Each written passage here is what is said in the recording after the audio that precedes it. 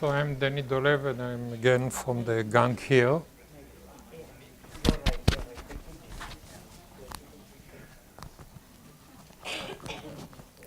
Is it better now? I'm Dolev, I'm from the gang here. And what I'm going to talk is less on the technical part, but more about how complicated the world around us and where your help is called for in this environment.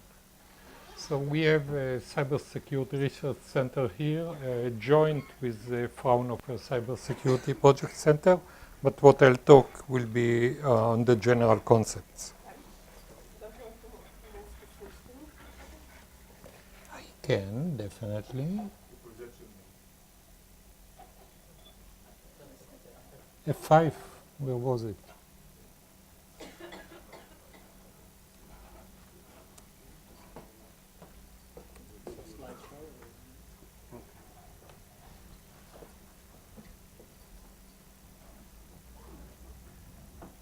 Okay.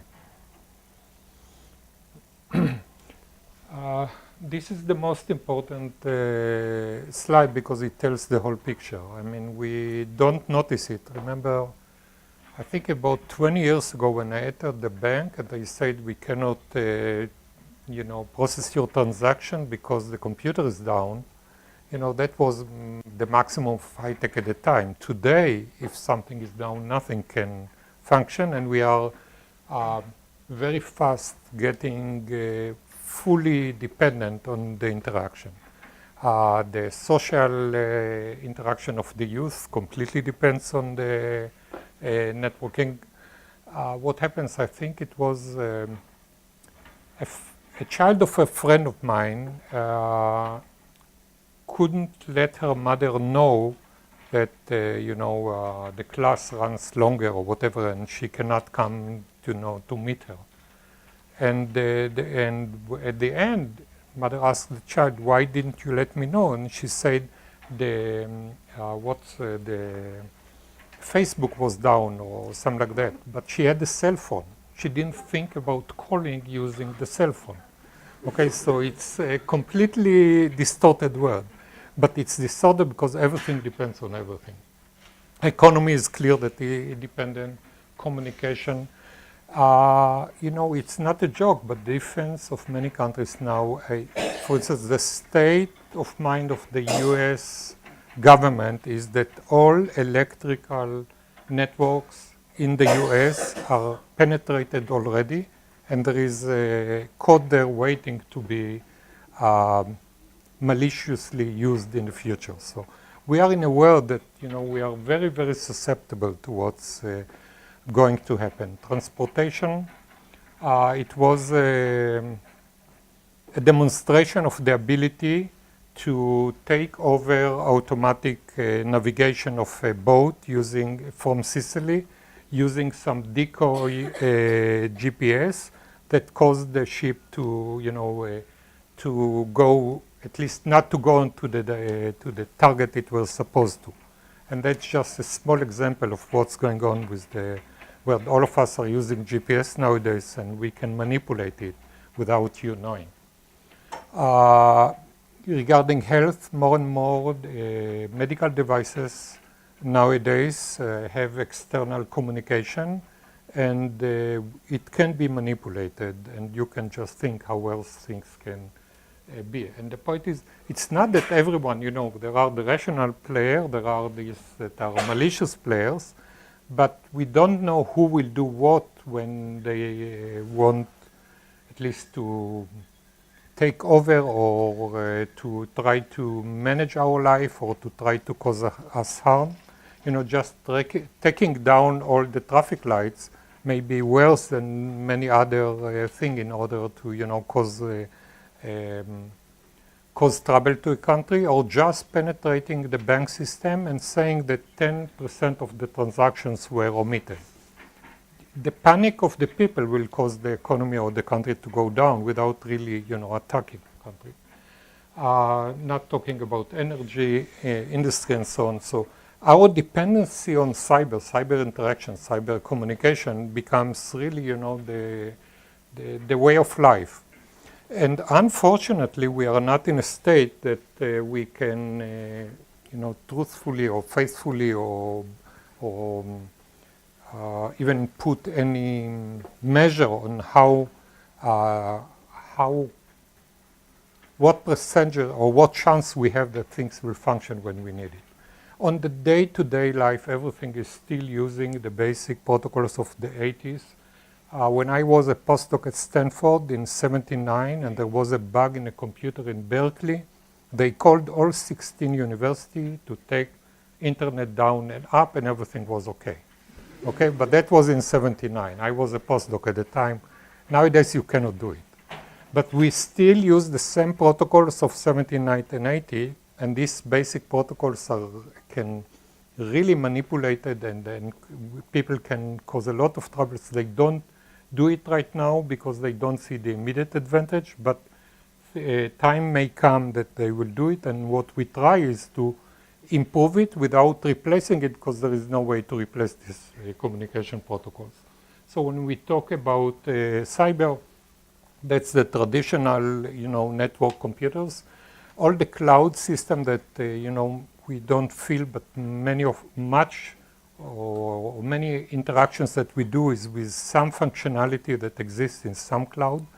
And the cloud security is not as good as we want it to be. And because of the fact that we depended so much on it, we need to know how to address it and to keep privacy.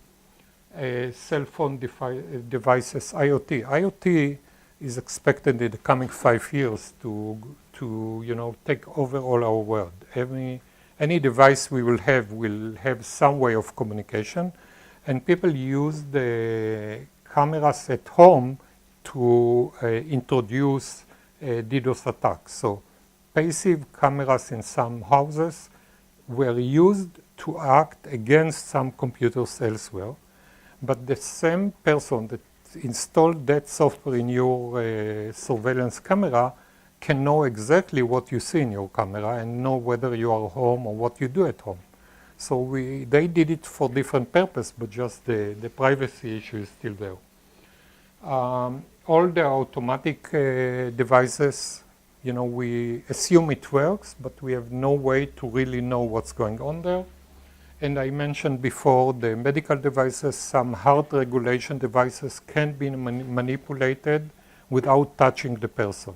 So all of that shows that cyber really encompasses everything around us.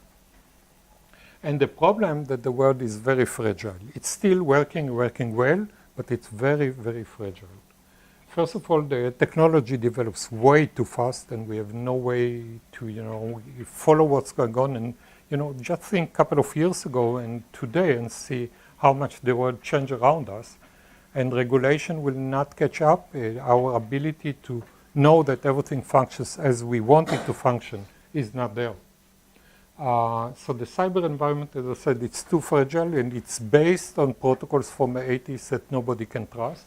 Or not only not trust, everybody knows that it's susceptible to manipulation. Our understanding of what are the threats and what's going on around us, if I said, 79, we knew exactly what's going on. A few years ago, we have some idea of what is wrong when I see the traffic and what's not. Nowadays, I have no idea what's going on around me. And the dependency on automatic systems increases very fast. And what I put in red shows the whole picture.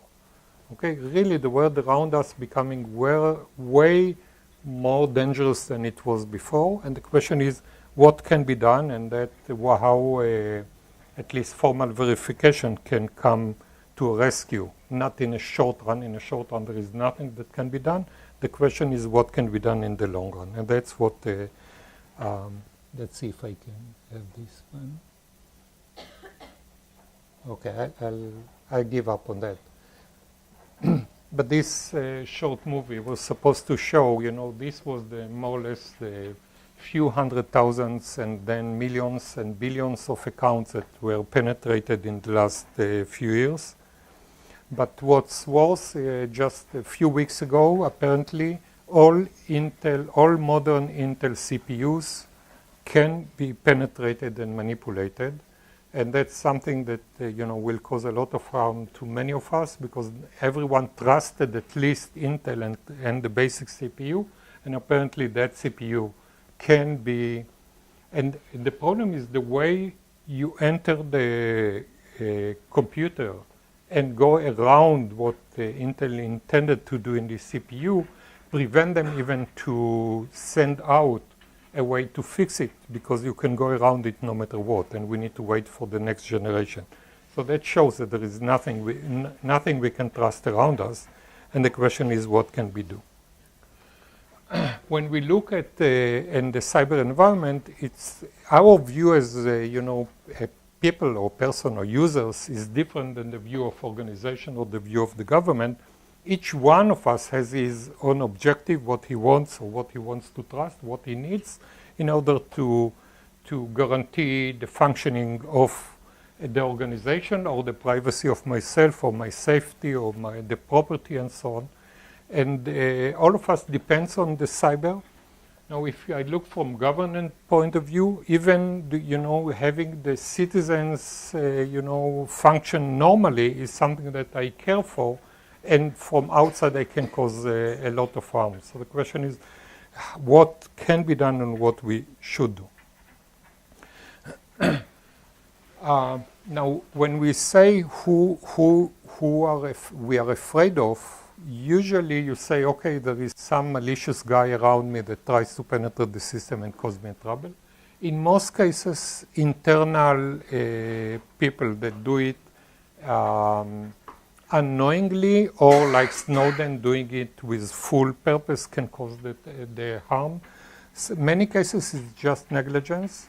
For instance, just the fact that I can ask the user again and again to do something on the screen, at the end of the day he's too tired and he will just neglect all warnings, is something that we need to be aware of. And nowadays there is research how to bring the awareness of the user when he uses the system without causing him to give up on all security measures.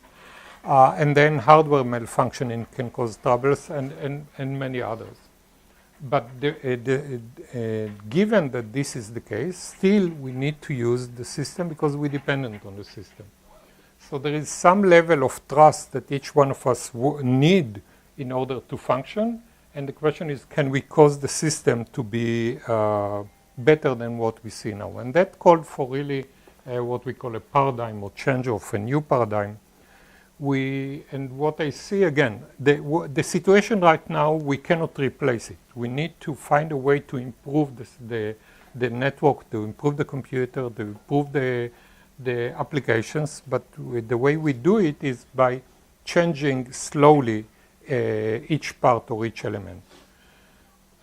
And what we need is to understand that we need to do it in more traditional engineering way. So nowadays everyone can put up an app and put it in a Google store and it will be everywhere. We need to change that way of working, and we need to develop systems in much more traditional engineered way. And there what I see that the formal verification need to be integrated into the design process, into the functioning process, into the implementation. And we need to have the whole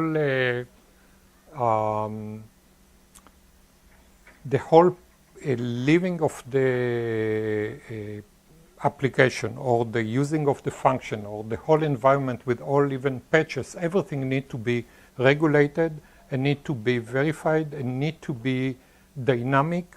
Some of the network protocols, one network protocols was proved many years ago using formal verification that it works very well and everything is okay, but they looked at the static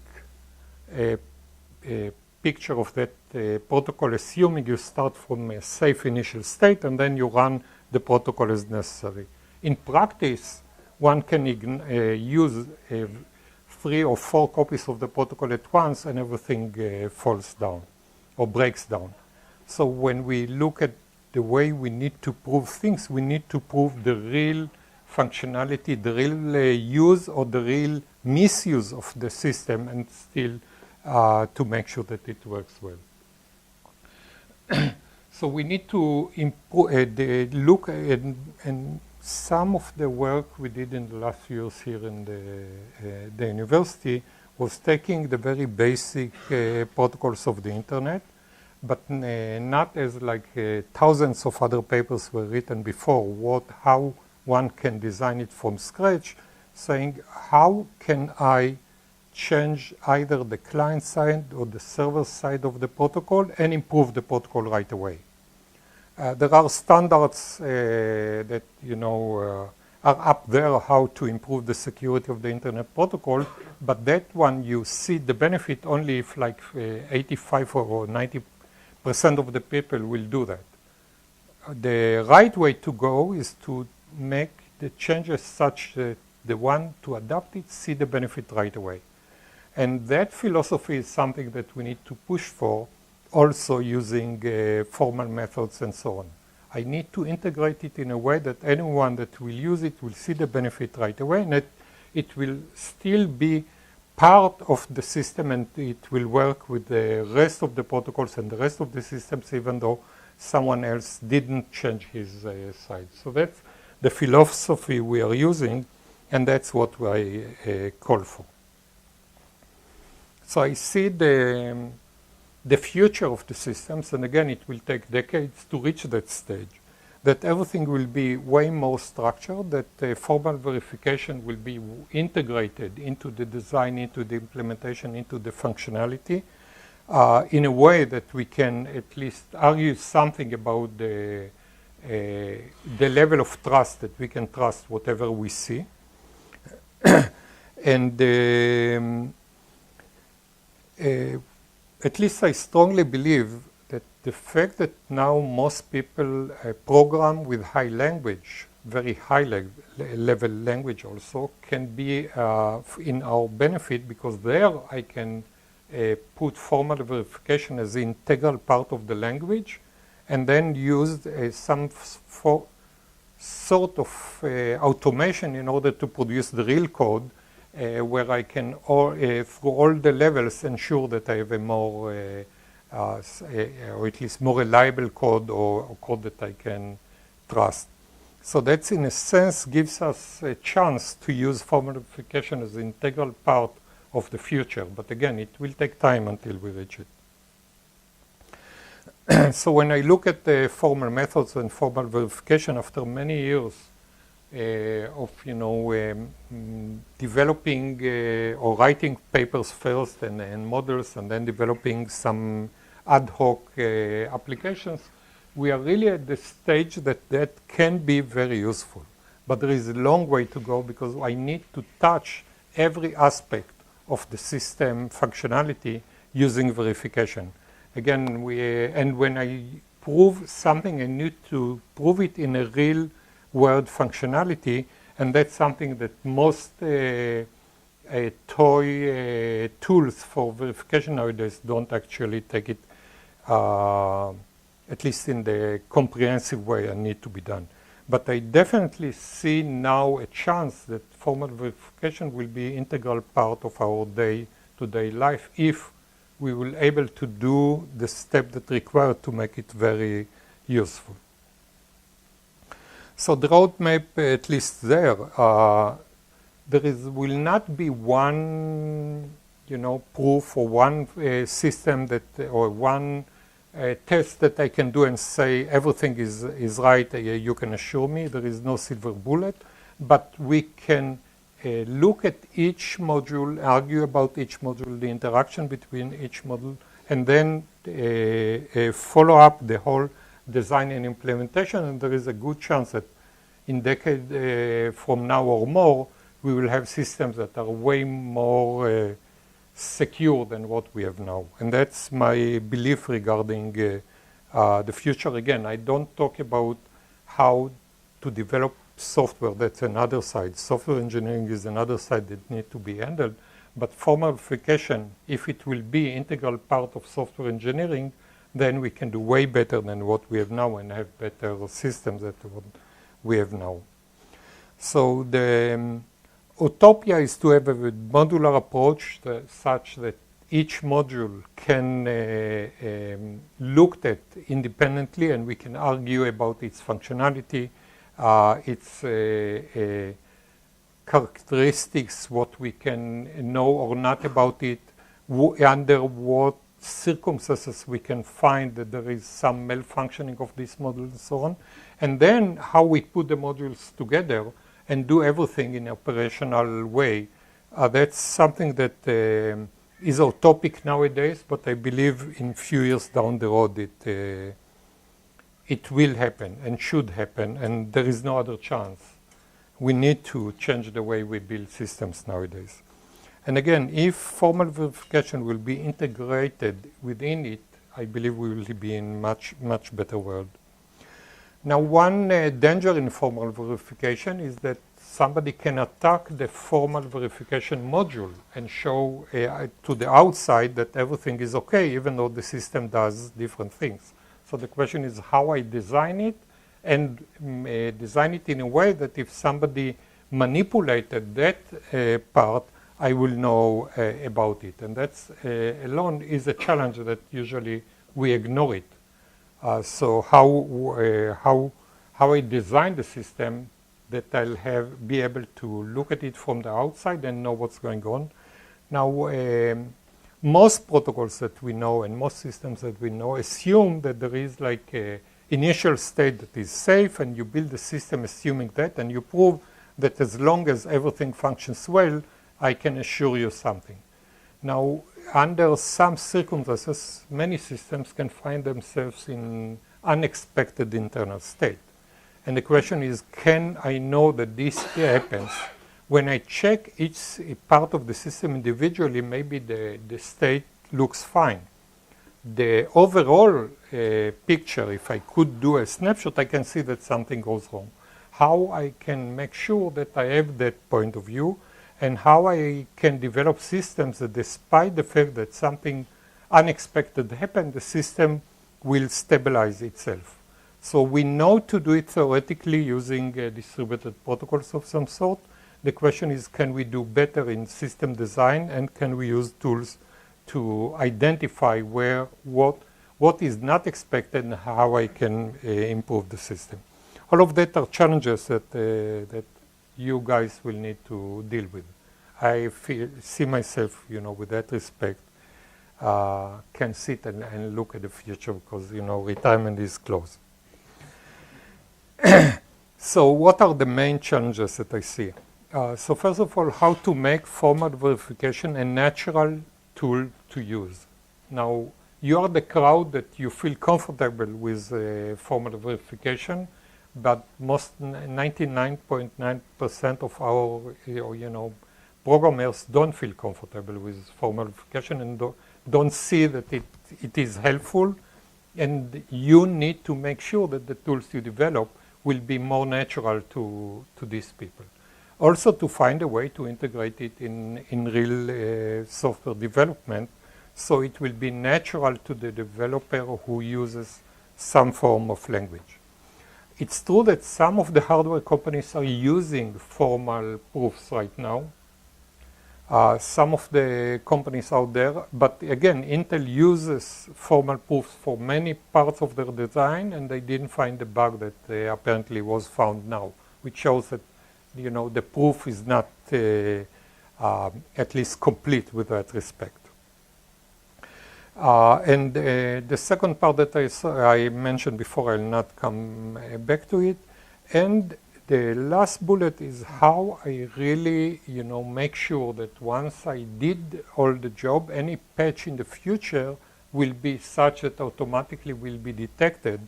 Because in many cases, what we found that after the system was developed and even proved formally, the first patch that comes in, there has some jump across some wrong code, but cause more troubles than before. And the question is, can we make sure that formal verification will be such that each patch, each change will be integrated, and I can really detect things early. I have two pictures, two slides here that I'll not describe, but these are typical topics that we look at when we say cybersecurity, human factor, Bitcoin if you want, protocols and so on. All of that, we need to cover and we try to cover. In this list, I don't have any formal verification project yet, but I hope that some will come up.